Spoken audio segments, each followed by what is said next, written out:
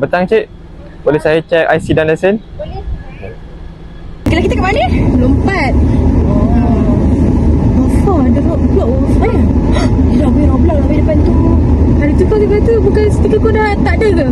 Rotek aku dah mati ni. Macam mana ni? Wafa, macam mana ni Wafa? Aku dah biasa buat kerja macam ni. Biasa benda kalau pegawai industri macam mana?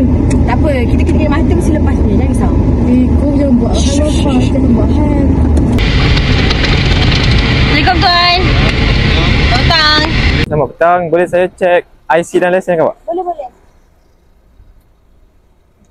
Okay, terima kasih, Cik. Okay, kalau ikutkan rekod, lesen Cik ni dah tamat tempoh ni. Dah tamat. Ya, dah tamat tahun 2013 lagi ni.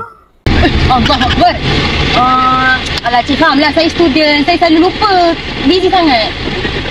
Tak boleh ni, saya terpaksa saman awak ni. Sebab awak tak renew lesen awak ni. Macam ni, Cik. Saya ada satu deal yang menarik, Cik. Deal? Apa maksud awak tu? Deal? Macam ni, saya ada satu deal yang menarik, Cik. Deal apa maksud? Cik bagi saya yang ini. Saya bagi Cik yang ini. Tak boleh ni. Tak boleh ni. Ni salah ni. Ni dah kira rasuah ni. Alah, boleh lah, Cik. Takkan tak boleh kot. Tak boleh Ada ni. apa ni? Cik, tolong saya, Cik. Kenapa? Tolong apa? Macam ni tuan. Okey. Lesen dia dah tamat tempoh. Okey. Dan kita terpaksa saman dia. Tapi Alright.